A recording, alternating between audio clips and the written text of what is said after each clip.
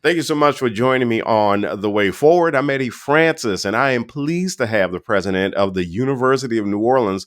And this is something I just realized, the first woman to serve as president of UNO, Dr. Kathy Johnson. She joins me on the Advancing Southeast Louisiana series. Dr. Johnson, how are you? Oh, Eddie, I am fine. And it is such an honor to be on your show. I'm so grateful that you're doing this series and so looking forward to talking with you this morning. Oh, no problem. No problem. And thank you. So let's get one of the obvious things out of the way. We have a big transition that has been in the news. As a matter of fact, just a piece of trivia about yours truly. I was the director of public relations at SUNO when the transition from with UNO happened from LSU to UL. So where are we right now? What are you at liberty to discuss about the transition from the University of Louisiana system to the LSU system? Yeah. Well, whenever I'm asked this question, Eddie, I always want to say first that I have so appreciated being part of the University of Louisiana system. The president, Rick Gallo, and the board have been incredibly supportive and welcoming to me because there have been a lot of things that I've worked on since I got here trying to fix. But in terms of the transition, it's really going to be a transition back. So University of New Orleans was actually founded in 1958 as an extension of the LSU Baton Rouge campus. It had a vice dean, I believe, in charge. So it wasn't its own separate campus until 1962 when it first had a chancellor. And so really for many, many years, most of our alumni who are living today actually are alumni of the LSU system. Good old LSUNO, yeah. Yeah. So the transition happened in 2011. So the name change was 1974, but even then they were part of the LSU system. So I keep talking about it with folks as a transition back. A lot of our policies, our culture really were formed when we were part of the LSU system. I think that this marks the beginning of a really exciting new chapter. I think it's a transition that can help us to strengthen our mission. I think that it can help us to expand the impact that we have, and certainly it can help to deepen our commitment to the state and the people of Louisiana. I am tremendously grateful to our legislators, to Governor Landry, and the Board of Regents, who recommended unanimously that we make this move. This move is helping us through a supplemental cash appropriation to address some debt that was here when I walked in the door. We will have addressed our structural deficit now as of this fiscal year, which technically begins on Monday. And that was my job as a new president. But it's really helping with the debt that this transition is in the moment especially important for. But I see so many opportunities for us to grow our enrollment, to create pathways across the state, lots of opportunity to work closely with the Academic Medical Center here in New Orleans, LSU Health. And I really think it's going to help us to elevate our research partnerships. We already have a lot of faculty that are collaborating, frankly, with faculty all over the state and all over the country. But having the opportunity to work within a statewide system and to collaboratively work on grant projects in high priority areas, that's going to be huge for us. What I'll also say, I often try to remind our students, is that throughout this transition, we're going to focus on continuity. So all of our students will be able to continue their degrees and complete them as planned. We're not changing any structures this year while we go through transition. Really, my next job is to work with our accreditor. Every institution in the United States that collects financial aid from the federal government has to be accredited. And so we work with SACS or SACS COC. They have to approve a change in our governance structure. And that will likely happen next June. We have some work to do. We'll have to do a site visit and a self-study. There's almost a year to get a lot of work done, but the official transition wouldn't be until next year. So you come in with fresh eyes. For folks who don't know, you came in from Indiana University, Purdue University, Indianapolis, which is always a mouthful, but you came in from Indianapolis. And so one of the things that I realize about a president like you is you come in with fresh eyes. And so with your fresh eyes, how do you see UNO's impact on Southeast Louisiana? Oh my goodness. Yeah, I do. So I can't go a day, Eddie, without running into someone who's a graduate of UNO, whether I'm, going to the movies or attending a concert or attending a reception or a meeting. Like our graduates are everywhere in this region. And that's a constant reminder to me of at least a piece of our impact. They always have incredibly great things to say about how well they were prepared to enter into their careers and advance in their careers. So I think a lot of our impact is the people and the talent that we help to produce. But coming from Indianapolis, and by the way, that mouthful isn't there anymore. There was a restructure. Now it's just IU Indianapolis. Oh, that's true. It If is. you Yes, want yes, to hear yes. it. Yes, yes, yes. But I think all institutions like this, and frankly, IU Indianapolis and UNO used to both be part, well, and still are part of something called the Coalition of Urban Serving Universities. These are all, mostly based in capital cities of states, having a research mission. We have a similar type of work to do, and we're often part of systems that have a flagship or a land grant. We're the urban campus. And that means that a lot of the impact we have happens through the research that the faculty who want to be here choose to do. And it often has a much more local or immediate impact. A lot of our faculty work with industry. A lot of them work on community engaged research projects that are literally helping, hopefully, to make New Orleans a better city and to know its history better. The research is much more applied. And I find that really matters in terms of the culture that we create, the things that our students are excited about doing oftentimes have ties to the city. And I think we could be doing much more than we currently are. I think, as there have been some financial pressures, some of that work has been dialed back a bit, but it used to be there. I'll quickly point out that without UNO, there really wouldn't be a National World War II museum, because this was, a dream of two of our history professors, Dr. Stephen Ambrose, who unfortunately has passed away, but Dr. Nick Mueller, who's still a great mentor and support for me. They thought about how could we bring our study of World War II to the city and to the people, and help to create a place not only where historians could do their work on World War II and the Holocaust, but where families could gather to honor the service of their loved ones, some of whom are still alive. So those are the sorts of things that I get really, really excited about. The other thing that I'll mention really quickly is that a lot of times urban universities, and we are in this group as well, thankfully, they'll have some sort of an innovation district or a research park. We have the Research and Technology Park that has been branded the beach, brilliantly by Rebecca Conwell, by the way, who wanted this to be a sandbox for collaboration. Currently, there's more than 40 tenants at the beach.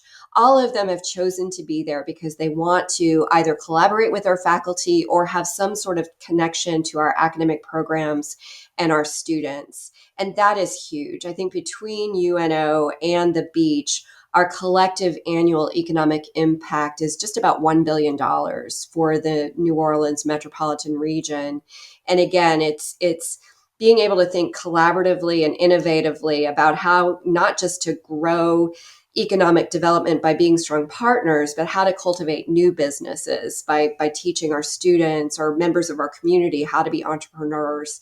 Those are all things that we're doing right now, but I think that we should be scaling up in the future because it really matters. Yeah, yeah, and it's and as I was listening to you, it really does hit me in a pretty profound way how important UNO is to the city of New Orleans because of first of all, price point is something that I think is really important to think about. But then I think about the students that UNO serves and how many folks and I can't even, if I mention one UNO alum, then I'm going to have to mention every single one I know, and I'm going to get in a lot of trouble. So I'm not going to do that. However, what I really wanted to also get your impressions about is the fact that one thing that everyday citizens may not think about is they may not think about the impact of alumni. And you talk about how you run into UNO alumni everywhere you go. And so, as you run into those UNO alumni, what are the thoughts that you have about their impact on, especially on the greater New Orleans area? Oh yeah, it's huge. And again, it's such a tremendous blessing being at an urban university for this fact. So we've got about 80,000 alumni at this time. More than half of them, about 50,000, have stayed in this area. Wow, And that's that significant. means, again, it means that I see them everywhere, but it also means that they are here. They are able to jump in. I mean, they come to our games. They watch our privateers compete in Division One athletics, but they're also on call when we need them. Frankly, I've been very, very grateful to so many of them this year that have lifted up their experiences at the University of New Orleans. They've written letters to the newspaper. They've been on social media. This has been a year that we asked and they delivered in terms of just reminding us all about what they've done as a result of being able to come to this great university. And I one of the stats that I'm most proud of, Eddie, I love that programs get ranked and get accolades. But one of the things I'm most proud of about University of New Orleans is that we are consistently noted for our impact on social mobility. And to me, what that means is that we work really hard to keep our prices down, but we prepare students to kind of hit the ground running and to be able to be job ready when they leave our institutions. So that to me is huge, and it means that we're not just impacting our alumni, but it's also their family members. It's a generational impact that I think public urban universities like UNO are so fortunate to be able to make. The other thing I'll say is that our alumni this year especially have just been activated to help out in any way that we can. We have people working in some of our student facing offices. We have people helping with our, weeding our flower beds. Like they're all over the place. And in fact, just this week, I'll mention three of them that are particularly dear to my heart in this moment. We actually have three alumni who are really renowned nationally for their work in the higher education space.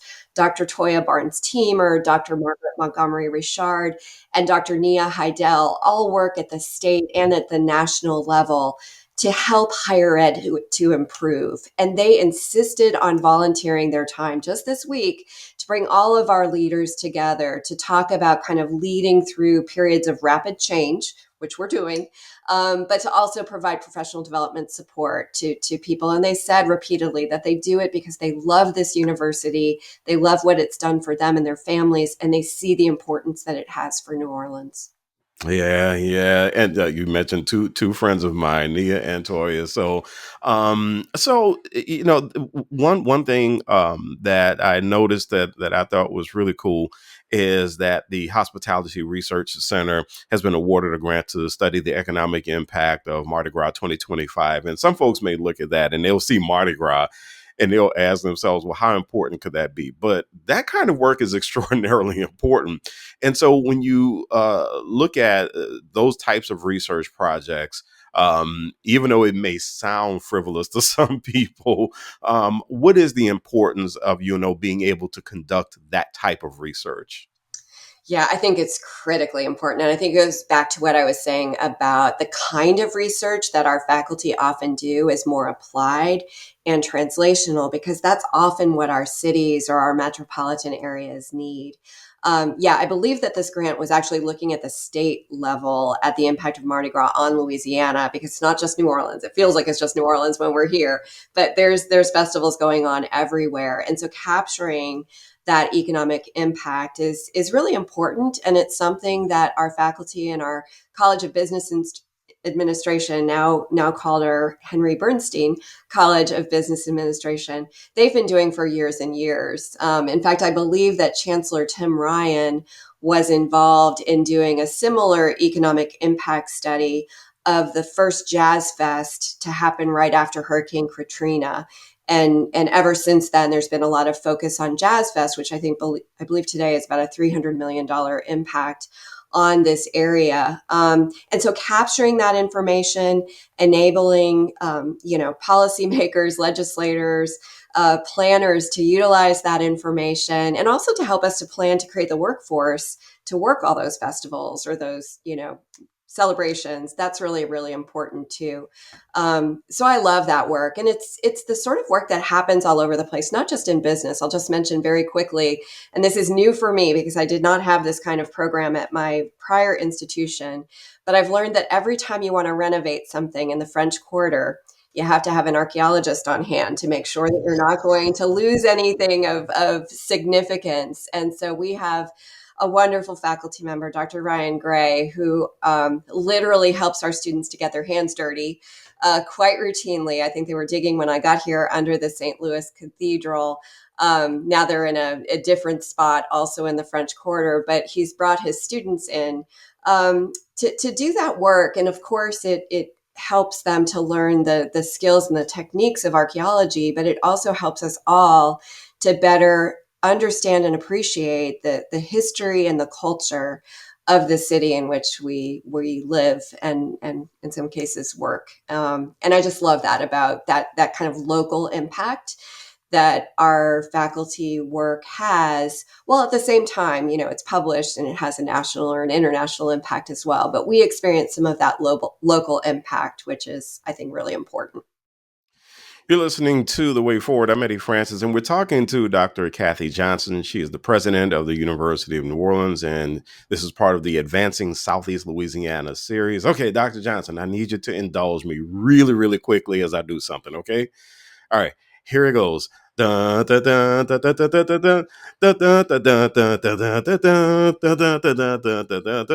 so I know the UNO fight song. Well done. I know it because when I was a kid, I used to go to a bunch of the games in what used to be the Chamber of Horrors, the basketball games there, and then later in the Lakefront Arena. And I had so much fun at those games. I used to love going to watch UNO basketball, and I've gotten a chance to take in UNO baseball too from time to time. And so I have got to ask you, as somebody who came in, what was one of the first things that you saw outside of the classroom at UNO that made you smile? Well, I think it took me for about a week or two to get to a game, so I can't keep on the athletics theme, although those games are lots of fun. I think what comes to mind is actually I very intentionally on my first day on the job, I had scheduled meetings to meet with our student leaders, and then I had a separate meeting with our staff leaders and our faculty senate leaders.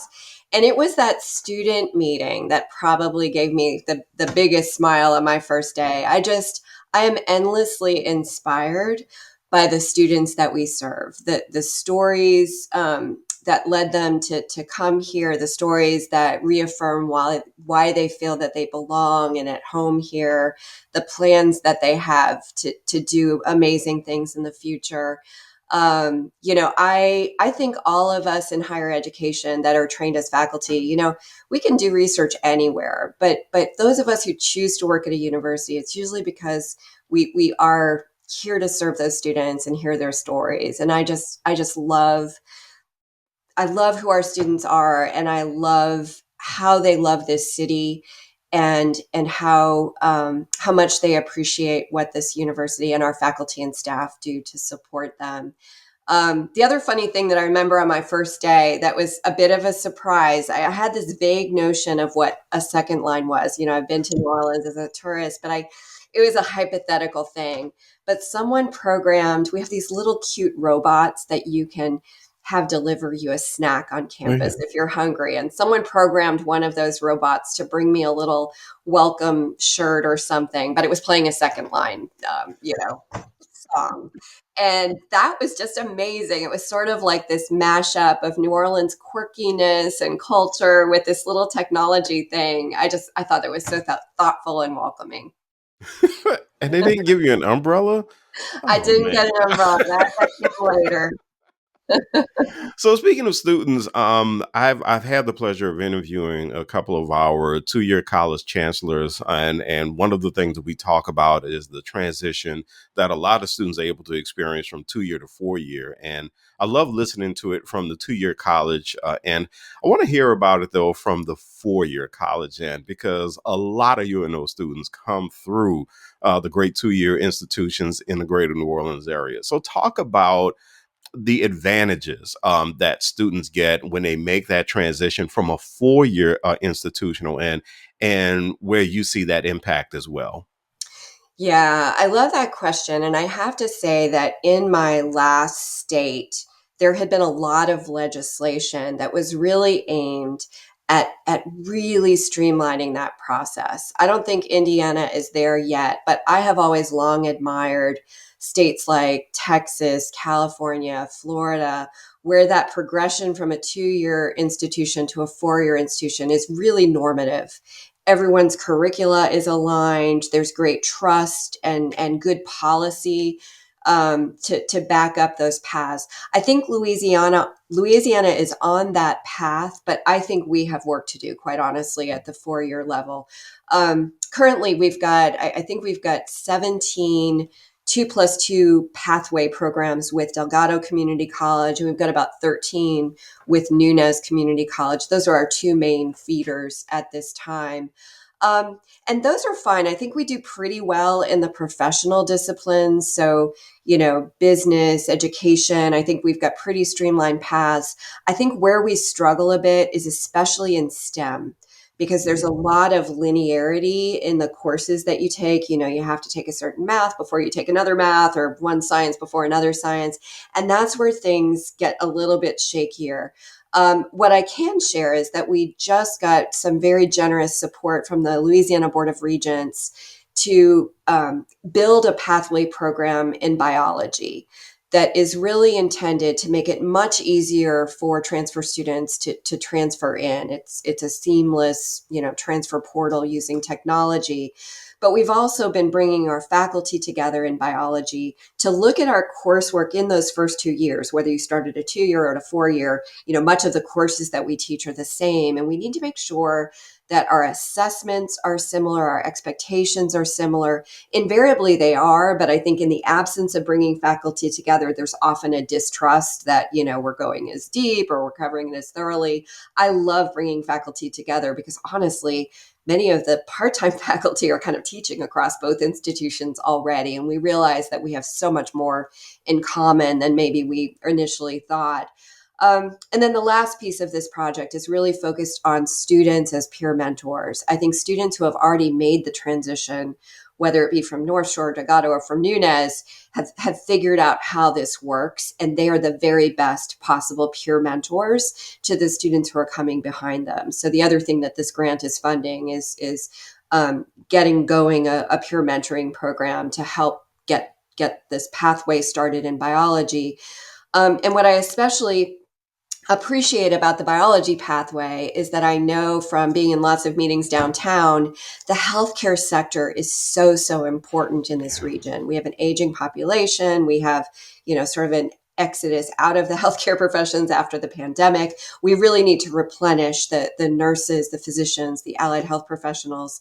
And we don't do a lot of those programs here. We train health administrators in our health management program, but we don't have clinical programs on our campus. What we do have is some very generous funding from the Blue Cross Blue Shield Foundation of Louisiana to create a pathway into healthcare program for our biology majors. So there's this nice connection between students in the community college sector moving to UNO, and then from there, through this additional funding, moving into either nurse practitioner programs or allied health programs, or a lot of our students want to be doctors someday. So this creates really great pathways right now to LSU Health. And I'm excited in the future that Ochsner will hopefully be, I'm sorry, not Ochsner, Xavier, who's working with Ochsner, will hopefully be a good destination as well. So, folks who have been on campus, or folks who know someone who's attended UNO, or they know someone that teaches at UNO. UNO is very much in the community in New Orleans, and so what's the way forward as far as the New Orleans community is concerned, or greater New Orleans overall? Where would you like people to make connections, or where would you like to see people make connections so that they can take advantage of programs, outreach programs that UNO has, or to get involved somehow with UNO? Where would you like to see people get involved? Yeah, I so appreciate that question because that's a priority of mine. I want as many members of the community and especially young people to be on this campus, ideally with their family members. I'm very excited about our we've got some very generous support through the NOLA Coalition with some funding from the legislature and support from the governor to refresh some of our athletic facilities so that we can be another destination for youth sports on campus. I would love our community members to connect with us on social media. We should be easily found on Facebook, LinkedIn, X, and Instagram, and come to our performances. We have amazing student theatrical performances every year that are absolutely free in a beautiful theater with great refreshments. You know, these are things that would enliven our campus to have members of the community attend. We're going to be restarting at place called the Sandbar, which is a little eatery on campus. That's going to be open. Really? I used to love the sandbar. Okay, Yeah, cool. we're super excited that it at some point this year it's going to be open, and we have jazz concerts every Wednesday evening. Our jazz program is unparalleled, just Yes. such an amazing asset to the city. We have gallery performance or gallery exhibitions on campus downtown at our St. Claude Gallery. All of these things are wide open to the public. We also hope that the community will let us know when we can be of support to them. So if there's a project that our students could be assisting with, maybe it's a service learning project in a course. If there are research projects that our faculty might be able to support or get involved with, these are all things that we would love to hear from the community. Please feel free to reach out to me directly. I'm very easy to find. But again, social media and our alumni networks are other good ways to plug in. All right. Well, Dr. Kathy Johnson, she is the president of the University of New Orleans. And Dr. Johnson, I had to do it. I had to do it. We look forward Thank you. to that Thank you for so Thank you so much for joining me on the way forward. Such a pleasure, such an honor to be here. Thank you so much.